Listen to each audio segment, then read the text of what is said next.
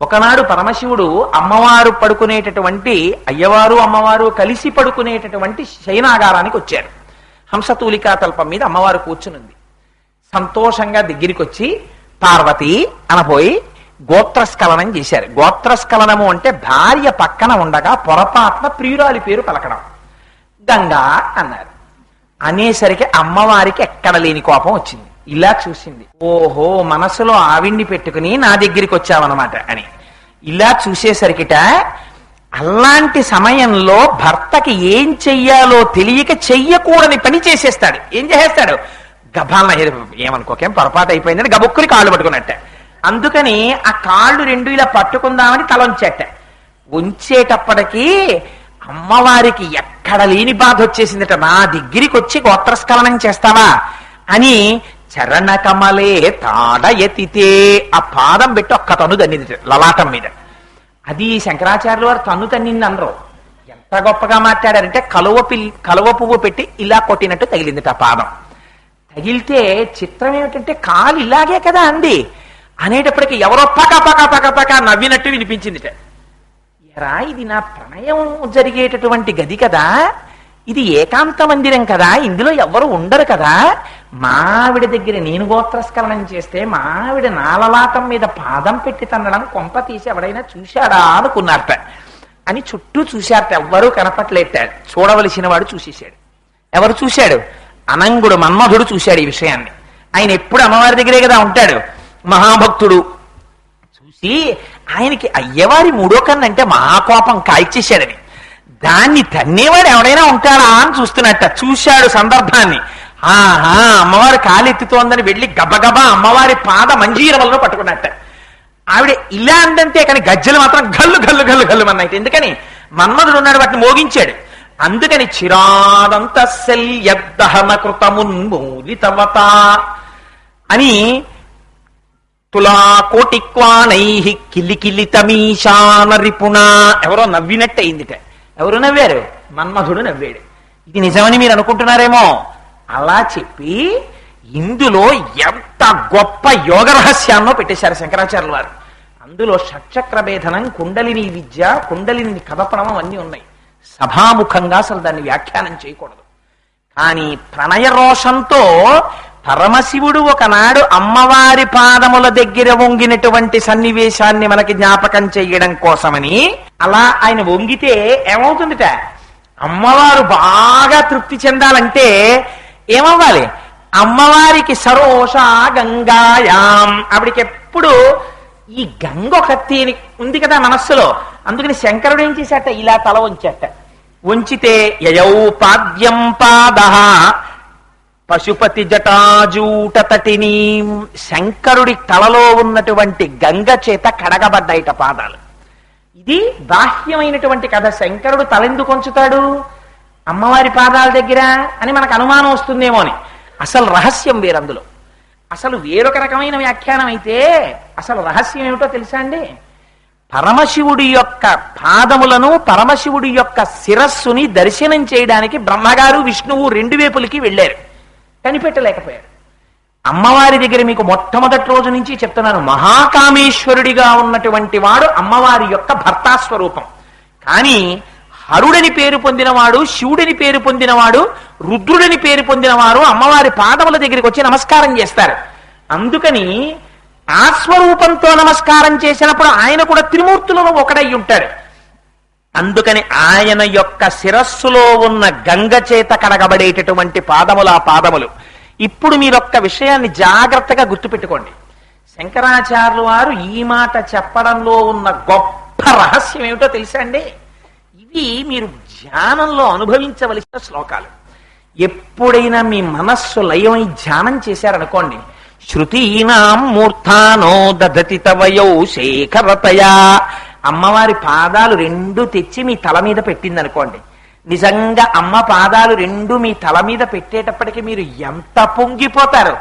చల్లటి ఆ పాదాలు రెండు తల మీద తగులుతుంటే, అమ్మవారు కట్టుకున్న ఎర్రటి పట్టుబట్ట మీ నుదుటి మీద జీరాడుతుంటే, ఆ అమ్మవారి పాదాల మీద పూజ చేసినటువంటి పువ్వులు ఇలా పడి మీ ముఖం నుంచి కింద పడుతుంటే, ఇంతలో శివుడొచ్చి ఇలా అమ్మవారి పాదాల మీద శిరస్సు ఉంచితే పడినటువంటి గంగాజలం అమ్మవారి పాదాల మించి మీ శిరస్సు మించి ఇలా కింద కారుతున్నప్పుడు. అందుకని పశుపతి జటాజూట తటిని అక్కడతో సరిపోయిందా? అప్పుడు శివుడు ఏం చేసినట్టు? గంగతో కలిసి వచ్చి అమ్మవారికి నమస్కారం చేసినట్టు. మీకేమైంది? ఒక పక్క అమ్మవారి పాదాలు, ఒక పక్క సాక్షాత్తు శివుడు, శివుడి తల మీద గంగ. ఇవన్నీ ఎక్కడికి వస్తున్నాయి? ఇప్పుడు అమ్మవారి పాదములతో పాటు మీ పక్కకే వచ్చి నిలబడుతున్నాయి. ఇవన్నీ మీరు దర్శనం చెయ్యగలిగితే. ఇంకొక పక్కకి ఎవరు వచ్చారు? యయోర్లాక్షాలక్ష్మి అరుణహరి చూడామణి రుచిం. శ్రీ మహావిష్ణువు కూడా అమ్మవారి కొడుకే కదా.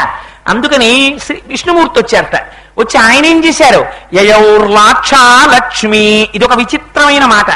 గంగ పెట్టి శివుడు కడిగాడు పాదాలని. అప్పుడు ఆయన ఏం చెయ్యాలి? పాదాలు అమ్మవారికి కడకగానే మనం ఏం చేస్తాం? అమ్మవారి పాదాలకి లత్తుక రాస్తాం. ఆ గంధం కానీ ఆ లత్తుక కానీ అమ్మవారి పాదాలకి రాసి అలా ఎర్రటి కుంకుమ రేఖలు తీర్చి అటు ఇటు బొట్లు పెడితే మెరిసిపోతున్న పాదాల జంటని చూసుకుని మురిసిపోతాం. శ్రీ మహావిష్ణువు వచ్చి ఇలా నమస్కారం చేశారట అమ్మవారికి. ఆ నమస్కారం చేస్తున్నప్పుడు ఆయన మెడలో ఉన్నటువంటి కౌస్తుభ రత్నం అమ్మవారి పాదాల మీద పడి ఆ కాంతి పడి లత్తుకలా మెరిసిపోతోంది. ఇప్పుడు ఏమైంది? మీరు ఇక్కడ కూర్చుని అమ్మవారి పాదాలను ఇలా తల మీద దర్శనం చేస్తున్నారు అనుకోండి, మీకు ఇటు ఎవరు వచ్చారు? శివుడు వచ్చాడు. ఆయన తలలో గంగ ఎక్కడ పడింది? అమ్మవారి పాదాల మీద పడింది. ఆ పాదాల మించి ఎక్కడ పడింది? మీ శిరస్సు మీద పడింది. ఆ శిరస్సు మించి ఆ గంగ ఏమవుతోంది? చల్లగా తడుస్తూ ఇలా కిందకి దిగిపోతోంది. మీ బట్టలన్నీ ఆ గంగతో తడిసిపోతున్నాయి. ఇంతలో ఇటువైపు శ్రీ మహావిష్ణువు వచ్చారు. ఆయన వంగి అమ్మకి నమస్కరించారు. అమ్మ పాదాలు మెరిసిపోతున్నాయి ఎర్రటి లొత్తుకతోటి.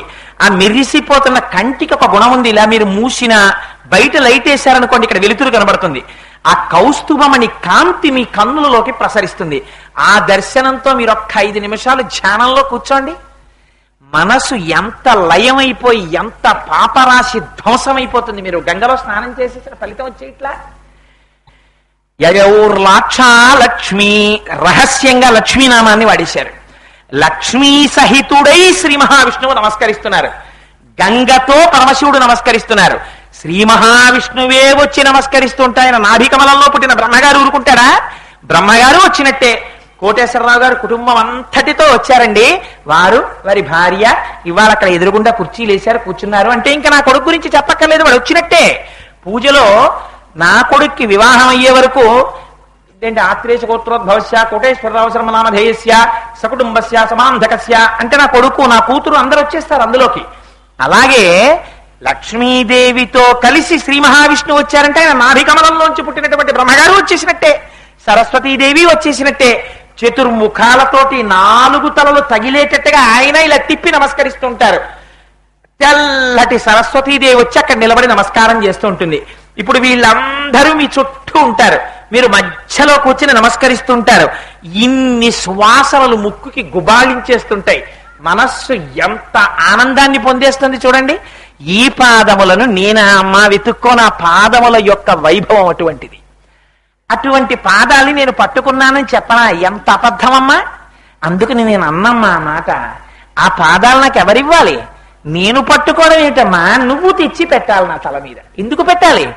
అటువంటి పాదాలు అవి శివుడి చేత నమస్కరింపబడే పాదాలు, గంగ చేత కడుగబడే పాదాలు, శ్రీ మహావిష్ణువు చేత నమస్కరింపబడే పాదాలు, కౌస్తుభ మణి చేత ప్రకాశించే పాదాలు. ఆ పాదాలు నా తల మీదకి ఎందుకు వస్తాయి? నేను మహాపాపిష్టివాణ్ణి. ఎందుకు పెడతావమ్మా నా తల మీద పాదాలు? నువ్వు పెట్టి తీరుతావు. ఎందుకు పెడతావో తెలుసా అమ్మా? నువ్వు తల్లివి కనుక, నేను కొడుకుని కనుక. నేనేమన్నాను ఇవాళ వచ్చి? అమ్మా అని పిలుస్తున్నాను. మా అమ్మపి అమ్మా ఇన్నాళ్ళు తప్పిపోయి తిరిగానమ్మా, ఆకలితో ఇంటికి వచ్చానమ్మా, అన్నం పెట్టవా అని పిల్లాడు అమ్మని అడిగితే ఛీ నేను పెట్టను అంటుందా అమ్మ? పెట్టేస్తుందే. అమ్మ తెలియక ఇన్నాళ్ళు జగత్తుని పట్టుకు తిరిగానమ్మా, నీ పాదాల వైభవం తెలిసింది. నీ ఇంటికి వచ్చానమ్మా, నా ఇంటికి వచ్చాను నా అమ్మ దగ్గరికి. అమ్మా అమ్మా నీ పాదాలు నా తల మీద పెట్టమ్మా, నేను నీ కొడుకునమ్మా, నువ్వు మా అమ్మవి. శంకరులు శివానంద లహరిలో అయితే ఇంకా గొప్ప ప్రయోగం చేశారు. స్వామి నువ్వు తాండవం చేస్తూ ఉంటే నీ కాళ్ళ కింద నీ పువ్వులేసేవాడు లేడా తండ్రి? ఎందుకంత కఠినమైన శిలల మీద తాండవం చేస్తావు? ఓహో నాకు అర్థమైంది తండ్రి, రాబో కాలంలో కలియుగంలో ఆదిశంకరాచార్యులు వారు పుడతారు. ఆయన మనస్సు చాలా కఠినం, రాయిలో ఉంటుంది. నా మనస్సు మీద నిలబడు, నా మనస్సులో నిలబడు అంటాడు. అప్పుడు నిలబడడానికి రాళ్ల మీద నిలబడడం అలవాటు చేసుకోవాలని కైలాసం మీద తాండవం చేశావా తండ్రి అన్నారు. శంకరుల మనస్సా కఠినం. ఎంత గొప్ప భక్తి అండి శంకరాచార్యులు వారిది. నిజంగా ఒక సందర్భం తలుచుకుంటే చాలు. వక్షస్థాడనమంతకస్య కఠినాపస్మార సంవర్ధనం బుభృత్ పర్యటనం నమచ్చురచిర కోటీర సంఘర్షణం కర్మేదం మృదులస్య తావక పదద్వందస్య గౌరీపతే మచ్చేతో మణిపాదుకా విహరణం శంభో సదాంగీకురు అంటారు. స్వామి ఆ రోజున నీ యొక్క శివలింగాన్ని కౌగులించుకుని మార్కండేయుడు స్తోత్రం చేశాడు. నా ఉసురు తీయగలిగిన వాడెవడ్రా? చంద్రశేఖర చంద్రశేఖర చంద్రశేఖర పాహిమాం చంద్రశేఖర చంద్రశేఖర చంద్రశేఖర రక్షమాం అని అన్నా కూడా వినకుండా నా విధి నేను నిర్వర్తిస్తున్నానని యమధర్మరాజు గారు వచ్చి పాశం వేశారు. వేస్తే మార్కండేయుడి మెడతో పాటు ఆ పాశం శివలింగానికి పడింది. మొదటి కోపం ఎవరికి వస్తుంది? నా భర్త శివలింగం మీదకి ఎవడురా పాశం వేసిన వాడని చూసిందిట తల్లి. అందుకుని ఎడం పాదంతో తన్నింది వక్షస్థలం మీద. ఒక్కసారి తంతే విరుచుకు పడిపోయాడు యమధర్మరాజు గారు. రోజున పడిపోయి పరిగెత్తుకుంటూ తన లోకానికి వెళ్లి సింహాసనం మీద కూర్చుని భటుల్ని పిలిచి, ఒరే ఎవడైనా శివనామం చెప్పే అలవాటు ఉన్నవాడుంటే అంత్యకాలమునందు మీరు వెళ్ళి చిగురుకాకులతో వాడి పాదములకు ఉన్నటువంటి మట్టి పట్టుకురండి, నా కిరీటం మీద జల్లుకుని మీ కిరీటాల మీద చల్లుతాను, వాడి జోలికి మీరు వెళ్ళకండి అని చెప్పాడు. అందుకని తండ్రి ఆ రోజున ఏమన్నాడయ్యా మార్కండేయుడు? చంద్రశేఖర చంద్రశేఖర చంద్రశేఖర పాహిమాం అని ఒక్క మాట అంటే మురిసిపోయి తండ్రి నీ పాదంతో తండేశావు. ఆ రోజున కాలు ఎంత నొప్పి పెట్టిందో. వక్షస్థాడనమంతకస్య కఠినాపస్మార సంవర్ధనం బుభృత్ పర్యటనం నమచ్చురచిర కోటీర సంఘర్షణం. భక్తులందరినీ రక్షించడం కోసమని తండ్రి లోకమంతా తిరుగుతుంటావు. నందనార్ ఎప్పుడో ఒక రోజున పాపం ఆ రైతు దగ్గరికి వెళ్ళాడు. వెళ్ళి ఒక్కసారి చిదంబరం వెళ్ళి నటరాజస్వామి దర్శనం చేసుకోవాలనుందయ్యా, పంపించవయ్యా అని అడిగాడు. అడిగితే చూశాడు యజమాని, వీడికి బాగా వెర్రి పట్టింది, వీడిని పంపకపోతే పని చెయ్యడని. దానికేముందిరా, తెల్లవారు లేచి వెళ్ళి చిదంబరం వెళ్ళిపో, కానీ ఇవాళ రాత్రి ఏం చేస్తావో తెలుసా?